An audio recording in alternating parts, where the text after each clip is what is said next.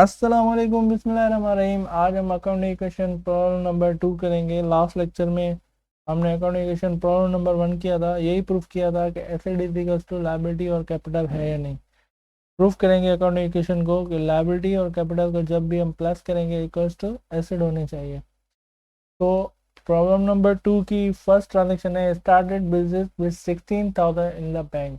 Suppose एक honour है जो अपना बिजनेस स्टार्ट करना चाह रहा है 16,000 रुपीज़ से। उसने क्या किया, बैंक में एक अकाउंट ओपन कराया और बैंक में 16,000 इन्वेस्ट कर दिए, 16,000 डिपॉजिट कर दिए, और वो जो बैंक अकाउंट है वो बिजनेस के नाम से बैंक का अकाउंट खुलवाया। तो बैंक जो है वो आपका एसेट है एक तरह का। एक तरफ से आपका एसेट इंक्रीज हो रहा है, दूसरी तरफ से इन्वेस्टमेंट है, इन्वेस्टमेंट कर रहा है ऑनर। तो दूसरी तरफ से आपका जो है कैपिटल इफेक्ट हो रहा है, कैपिटल इंक्रीज हो रहा है। हर ट्रांजेक्शन के मिनिमम जो है वो 2 इफेक्ट्स होते हैं। हमने लास्ट लेक्चर्स में हमने पढ़ा भी था कि every transaction has 2 effects. Dual aspect concept में भी यही क्लियर किया था। तो एसेट के नीचे एक अकाउंट बनाएंगे बैंक का। बैंक आपका एसेट है और ऑनर ने क्या किया, बैंक में जाके वो डिपॉजिट करा दिया 16,000 रुपीज़। उससे पहले बैंक आपका ज़ीरो था। 16,000 रुपीज़ जब डिपॉजिट हो गए तो बैंक आपका इंक्रीज हो रहा है। 16,000 रुपीज़ बैंक आपका इंक्रीज हो गया। उसके साथ साथ क्या इंक्रीज हुआ, कैपिटल आपका इंक्रीज हुआ। तो एक अकाउंट बनाएंगे यहाँ पे कैपिटल के नाम से, और यहाँ पे 16,000 रुपीज़ आपके इंक्रीज हो गए। सेकेंड ट्रांजेक्शन है बॉट अ वैन पैंग बाय चेक। वैन जो है ऑनर परचेज कर रहा है बाय चेक, चेक के थ्रू। चेक दे के ऑनर जो है वैन परचेज कर रहा है। वैन आपका एसेट है और एसेट के नीचे यहाँ पे एक अकाउंट बनाएंगे वैन का। वैन कितने का है, 6,400 रुपीज़ का। यहाँ पे आ गया वैन 6,400 का। इसके साथ साथ क्या हो रहा है, बैंक इफेक्ट हो रहा है, क्योंकि ऑनर जो है वो परचेज कर रहा है वैन बाय चेक, चेक के थ्रू। बाय चेक के थ्रू हम पेमेंट कर रहे हैं, तो बैंक जो है वो आपका डिक्रीज हो रहेगा 6,400 रुपीज़। 6,400 रुपीज़ का आपका जो बैंक है वो डिक्रीज हो जाएगा। बैंक पहले था 16,000 रुपीज़ का, अब आपने चेक बनाया 6,400 रुपीज़ का।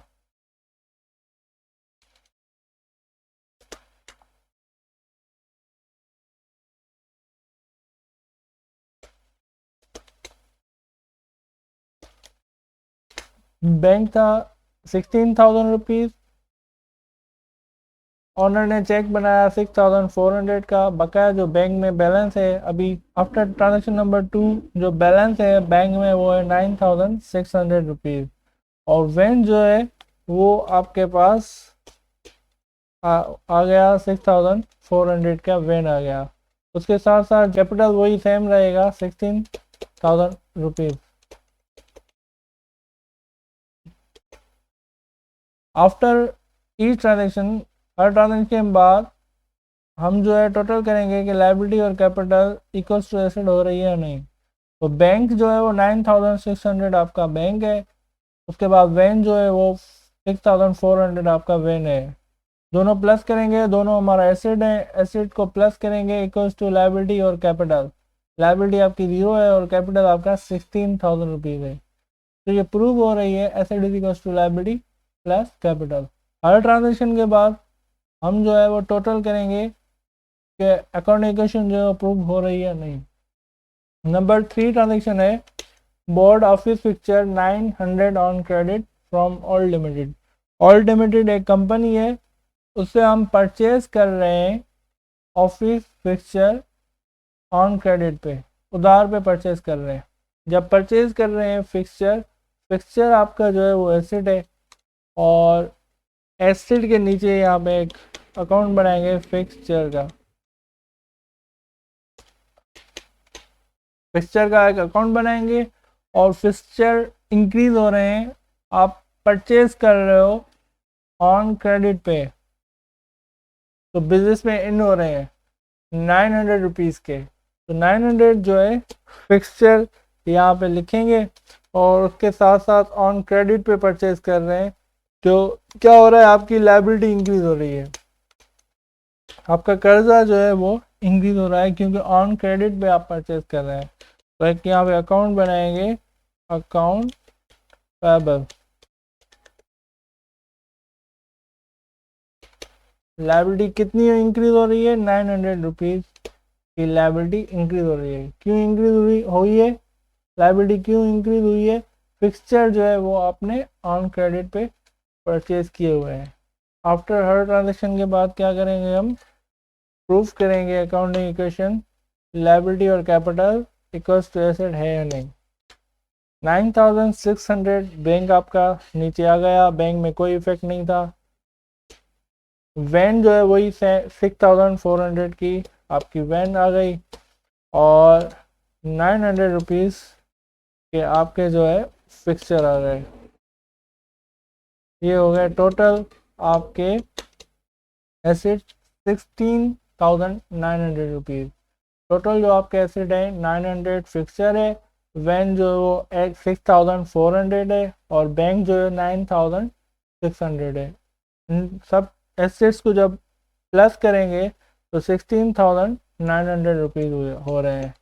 और उसके बाद जो है लायबिलिटी आपकी 900 आपकी लायबिलिटी है, और 16,000 रुपीज़ जो है आपका कैपिटल है, तो ये प्लस करेंगे तो ये भी हो रहे हैं 16,900 रुपीज़। तो प्रूव हो रही है अकाउंट इक्वेशन, लायबिलिटी और capital equals to asset. Number 4 transaction है bought van on credit from cartoon limited, cartoon cars limited 7,100। Van जो है अगेन परचेज कर रहे हैं ऑन क्रेडिट पे, उधार पे परचेज कर रहे हैं। वैन है आपका एसेट, और वैन का ऑलरेडी अकाउंट बना हुआ है, पहले भी हमने नंबर 2 ट्रांजेक्शन पे वैन परचेज की थी बाय चेक, चेक के थ्रू। अब परचेज कर रहे हैं ऑन क्रेडिट, उधार पे परचेज कर रहे हैं, तो क्या हो रहा है, वैन जो है बिजनेस में आ रही है, वैन आपका एसिड है और एसिड इंक्रीज हो रहा है। सेकेंड हैंड पे क्या हो रहा है, ऑन क्रेडिट पे आप परचेज कर रहे हैं, तो लायबिलिटी आपकी इंक्रीज हो रही है। 900 ऑलरेडी आपके ऊपर लायबिलिटी है, उसके अलावा अभी आप जो है वैन परचेज कर रहे हैं 7,100 रुपीज़ की, तो ये लायबिलिटी और इंक्रीज हो रही है। 6,400 की ऑलरेडी आपके पास एक वैन है, और अगेन परचेज कर रहे हैं 7,100 रुपीज़ की वैन, तो 7,100 रुपीज़ आप जो है यहाँ पे टाइप करेंगे 7,100 रुपीज़ की वैन। और उसके बाद यहाँ पे भी लायबिलिटी आपकी इंक्रीज हो रही है 7,100 रुपीज़ की। आफ्टर ई ट्रांजेक्शन, हर ट्रांजेक्शन के बाद हम टोटल करेंगे एंड प्रूफ करेंगे कि लायबिलिटी और कैपिटल इक्वल्स टू एसेट है या नहीं। तो 9,600 के जो है 9,600 आपका बैंक है, बैंक पे कोई इफेक्ट नहीं हुआ, और उसके बाद जो है 6,400 वैन आपका पहले था, उसके बाद 7,100 की एक और वैन आपने परचेज की, तो टोटल वैन आपके पास हो गए 13,500 रुपीज़ के। उसके बाद आपके पास फिक्सचर है, ऑलरेडी फिक्सचर पे कोई इफेक्ट नहीं आया, 900 रुपीज़ के आपके पास फिक्सचर है। तो ये टोटल करेंगे एसेट्स, एसेट्स टोटल हो गए आपके 24,000 रुपीज़। 24,000 रुपीज़ के आपके पास एसेट हो गए, और उसके बाद 900 रुपीज़ की ऑलरेडी आपके ऊपर लायबिलिटी है, और 7,100 रुपीज़ की आपने वैन परचेज की है ऑन क्रेडिट पे, तो ये हो गए 8,000 रुपीज़। 8,000 रुपीज़ ये, और कैपिटल आपका हो गया 16,000 रुपीज़ का, 16,000 और 8,000 रुपीज़, ये हो गए आपके 24,000 rupees. 24,000 rupees, it means liability plus capital equals to asset. Account equation आपकी जो है प्रूफ हो रही है. Then 5 transaction है, took 180 out of the bank and put it into the cash. Owner जो है वो क्या कर रहा है, बैंक से 180 रुपीज निकाल के कैश में डाल रहा है. कैश जो बैंक में बैलेंस पड़ा हुआ था, बैंक में 180 रुपीज बैंक से निकाल के कैश लेके आ रहा है बिजनेस में. कैश जो है एक न्यू अकाउंट है कैश का, और कैश जो है आपका एसेट है. एक अकाउंट बनाएंगे कैश का. कैश आपका इंक्रीज हो रहा है, पहले बिजनेस में कैश कुछ भी नहीं था. अब क्या हो रहा है, बैंक से हमने निकाले और कैश में लेके आए, अपने बिजनेस में आके कैश रखा. 180 रुपीज़ का आप जो कैश है वो इंक्रीज हो गया. पहले क्या था, कैश जो है 0 था. और क्या हो रहा है, बैंक जो है वो आपका डिक्रीज हो रहा है. 9,600 रुपीज़ से आपने 180 रुपीज़ जो है वो क्या किए, निकाल दिए.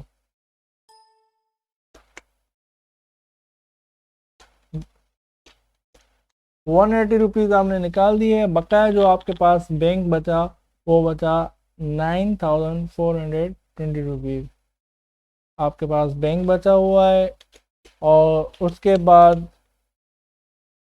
वैन पे कोई इफेक्ट नहीं आया. 13,500 रुपीज़ का वही आपका वैन है. फिक्सचर जो है वही है 900 रुपीज़ का.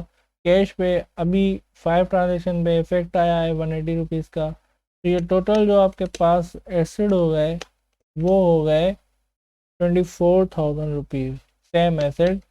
और उसके बाद जो है लाइबिलिटी भी आपकी सेम रहेगी, लाइबिलिटी पे कोई इफेक्ट नहीं आया. और आपका कैपिटल जो है वो भी सेम रहेगा. देन एंट्री है 6 number, board office fixture paying by cash. Office fixture हम परचेज कर रहे हैं बाय कैश. कैश के थ्रू जो है वो हम ऑफिस फिक्सचर परचेज कर रहे हैं. तो क्या करेंगे, 900 रुपीज़ का ऑलरेडी हमारे पास ऑफिस फिक्सचर पड़ा हुआ है, और अब और ज़्यादा ले रहे हैं, अभी और परचेज कर रहे हैं 120 रुपीज़ का. तो फिक्सचर के कॉलम में हम लिखेंगे 120 रुपीज़ की, और जो है हमारे पास ऑफिस फिक्सचर आया है. और 180 जो आपके पास कैश पड़ा हुआ था बिजनेस में, उसमें से हम 120 का ऑफिस फिक्सचर ले रहे हैं. 120 का कैश पे ले रहे हैं, तो क्या होगा, 120 जो है वो आपका माइनस हो जाएगा 180 से.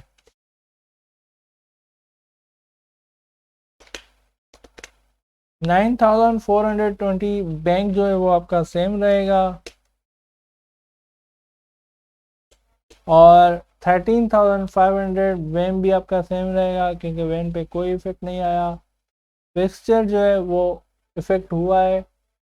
120 रुपीज़ का फिक्सचर हमने परचेज किया ऑन कैश पे. तो 900 रुपीज़ के फिक्सचर ऑलरेडी आपके पास मौजूद थे, 120 के और लिया आपने, तो ये हो गए 1,020 रुपीज़ के कैश आपके पास. उसके बाद कैश जो है 180 रुपीज़ के था आपके पास, 180 रुपीज़ आपके पास कैश था. 120 के जो आपने फिक्सचर ले लिया, बकाया जो आपके पास बचा, वो 60 रुपीज़ आपके पास बिजनेस में कैश बचा.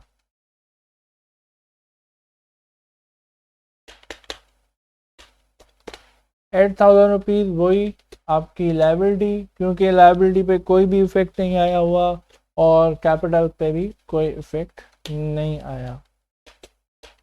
आप जो है एसिड जो है वो टोटल करेंगे. एसिड आपके टोटल हो रहे हैं 24,000, और इसके साथ साथ लाइबिलिटी और कैपिटल भी आपके पास हो रहे हैं 24,000. It mean asset is equals to liability और कैपिटल. ये प्रूव हो रही है अकाउंट इक्वेशन दोनों तरफ से. Right hand side equals to left hand side. Number 7 transaction है paid cotton stores limited cheque for 7,100 rupees.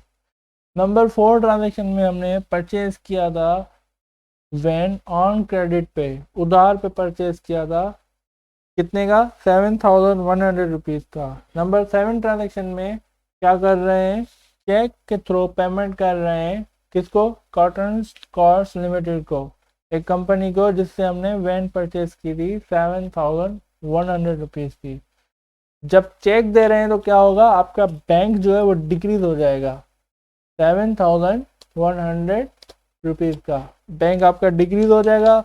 और क्या डिक्रीज होगा? आपकी लायबिलिटी डिक्रीज होगी, क्योंकि आपके ऊपर जो 8,000 रुपीज़ की लायबिलिटी है, अब आप चेक थ्रू पेमेंट कर रहे हैं। चेक के थ्रू जब पेमेंट करेंगे, कितनी पेमेंट कर रहे हैं चेक के थ्रू? 7,100 रुपीज़ की।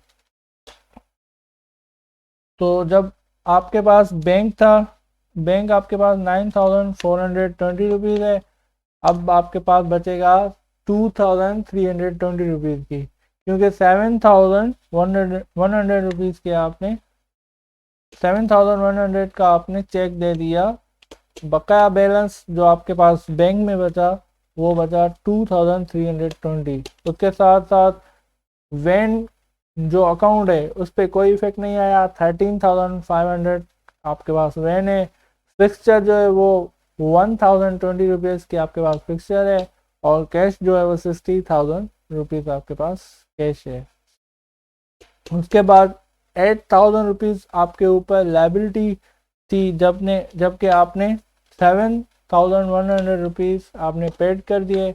वाकया जो आपके पास लाइबिलिटी है, आपके ऊपर लाइबिलिटी है, वो 900 रुपीज़ है। उसके साथ साथ 16,000 रुपीज़ वही आपकी इन्वेस्टमेंट है, वही आपका कैपिटल है, जो इस पर कोई अभी तक इफेक्ट नहीं आया। टोटल करेंगे एसिड आपके हो रहे हैं 16,900 के टोटल, और उसके साथ साथ 16,000 आपका कैपिटल, 900 आपकी लाइबिलिटी, ये भी हो गया 16,900। इट मीन अकाउंट इक्वेशन जो है प्रूव हो रही है, left hand side equals to right hand side. A loan number 8 transaction है, a loan of 500 cash is received from बीबेरी। लोन जो है हम बीबेरी से ले रहे हैं। बीबेरी एक बंदा है जिससे हम लोन ले रहे हैं। तो क्या होगा? लाइबिलिटी जो है आपकी इंक्रीज होगी। किस सूरत में ले रहा है? कैश की सूरत में ले रहा है। A loan of 500 cash is receive from बीबेरी। बीबेरी से हम लोन ले रहे हैं कैश की सूरत में, कैश जो है वो ले रहे हैं बीबेरी से लोन। तो ये होगा 500 रुपीज़ आपके ऊपर as a liability, as a loan increase हो जाएगा। और उसके साथ साथ जो 60 रुपीज़ का आपके पास कैश पड़ा हुआ है, उसमें 500 रुपीज़ और इंक्रीज हो जाएंगे, क्योंकि हमने लोन लिया है एज ए कैश। ठीक है, तो बैंक पे आपके बैंक पे कोई इफेक्ट नहीं आया, बैंक वही सेम रहेगा 2,320 का। उसके साथ साथ जो है वैन जो है वो सेम रहेगी आपकी 13,500 रुपीज़ की। 1,020 का फिक्सचर सेम रहेगा। इफेक्ट जो आया आपके पास वो कैश का आया। 500 रुपीज़ की आपने कैश ली एज अ लोन, तो 60 रुपीज़ आपके पास कैश ऑलरेडी था, 500 रुपीज़ अब इंक्रीज हो गए, तो अभी टोटल जो आपके पास कैश है वो 5,060 रुपीज़ है। उसके साथ साथ 900 रुपीज़ की ऑलरेडी आपके ऊपर जो है लोन था 900 रुपीज़ का, और 500 रुपीज़ का नंबर 8 ट्रांजेक्शन में लोन लिया, तो ये हो गए 1,400 रुपीज़। 1,400 रुपीज़ आपकी लाइबिलिटी हो गई, लोन हो गया आपके ऊपर, और 16,000 रुपीज़ जो है वो कैपिटल है। 16,000 रुपीज़ और 1,400, ये टोटल हो गए 17,400। आइए देखते हैं कि एसिड है या नहीं 17,400। तो एसिड भी आपका टोटल 17,400 हो रहा है। नंबर 9 ट्रांजेक्शन है, paid 400 of the cash in hand into the bank account. Paid 400 of the cash in hand into the bank account. In hand का मतलब है जो बिजनेस में आपके पास कैश पड़ा हुआ है वो, उसे हम क्या कहते हैं, in hand, cash in hand, जो बिजनेस में कैश पड़ा हुआ है। क्या कह रहा है, paid 400 of the cash in hand into the bank account. हमने क्या किया, बिजनेस में से 400 रुपीज निकाल के बैंक में डिपॉजिट करा दिया। जब बैंक में डिपॉजिट कराएंगे तो क्या हो जाएगा, बैंक आपका इंक्रीज हो जाएगा। ऑलरेडी बैंक आपका 2320 रुपीज है, तो अब जो है बैंक आपका इंक्रीज हो जाएगा 400 रुपीज, और ये आपके हो जाएंगे 2720 रुपीज। उसके साथ साथ क्या हुआ है, कैश जो है वो आपका डिक्रीज हो जाएगा। क्यों डिक्रीज होगा, क्योंकि कैश हमने जो बिजनेस में पड़ा था 560 रुपीज़ का, वो हमने उठाया और बैंक में डिपॉजिट करा दिया 400 रुपीज़। तो कैश जो है वो आपका डिक्रीज हो गया 5600 से 400 डिक्रीज हो गया। तो बकाया बचा आपके पास 160 रुपीज़ कैश में। बिजनेस में जो कैश बचा वो 160 रुपीज़ बचा। बाकी वैन पे जो है वो कोई इफेक्ट नहीं आएगा। वैन वही 13,500 रुपीज़ आपके पास बचा हुआ है, और फिक्सचर जो है वो 1020 रुपीज़ के आपके पास बचे हुए हैं। और उसके साथ साथ लायबिलिटी जो है वही रहेगी, क्योंकि लायबिलिटी पे कोई इफेक्ट नहीं आया हुआ, और कैपिटल भी वही सेम रहेगा। 17,400 आपका टोटल लायबिलिटी और कैपिटल है, और एसेट भी आपके 17,400 रुपीज़ हैं। नंबर 10 ट्रांजेक्शन है, bought more office fixture paying by cheque. और ज़्यादा जो है फिक्सचर्स परचेज कर रहे हैं, ऑफिस फिक्सचर परचेज कर रहे हैं बाय चेक, चेक के थ्रू। कितने के, 480 रुपीज़ के। ऑलरेडी हमारे पास फिक्सचर है 1020 रुपीज़ के, ऑलरेडी फिक्सचर हैं, और ज़्यादा परचेज कर रहे हैं 480 रुपीज़ के। तो ये हो जाएंगे 480 रुपीज़ यहाँ पे, और थ्रो चेक के थ्रू पेमेंट कर रहे हैं 480 रुपीज़। तो क्या होगा, आपका बैंक जो है वो डिक्रीज हो जाएगा 4080 रुपीज़ के। आपके पास बैंक ऑलरेडी मौजूद था 2720, 480 माइनस कर दिए, क्योंकि ऑफिस फिक्सचर आपने परचेज किए बाय चेक, चेक के थ्रू। तो 2240 रुपीज़ आपके पास जो है अभी बैंक बैलेंस है आफ्टर 480 की ट्रांजेक्शन के बाद।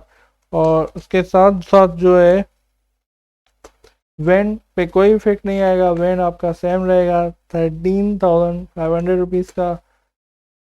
फिक्सचर जो है वो आपके पास 1020 रुपीज़ के ऑलरेडी फिक्सचर मौजूद थे, 480 के आपने परचेज किए, ये हो गए आपके पास फिक्सचर 1500 रुपीज़ के। 160 ऑलरेडी आपके पास कैश है जिस पे कोई इफेक्ट नहीं आया हुआ। उसके साथ साथ जो है वो आपका लायबिलिटी सेम रहेगा, और कैपिटल भी सेम रहेगा। कैपिटल लायबिलिटी पे कोई इफेक्ट नहीं आएगा। 17,400 लायबिलिटी और कैपिटल आपके हो रहे हैं, और टोटल एसेट भी आपके हो रहे हैं 17,400। इट मीन प्रूफ हो रही है अकाउंट इक्वेशन, लायबिलिटी और कैपिटल को जब भी प्लस करेंगे तो इक्वल्स टू एसेट हो गए, right hand side equals to left hand side. तो ये था आज का हमारा टॉपिक। मिलते हैं नेक्स्ट लेक्चर में।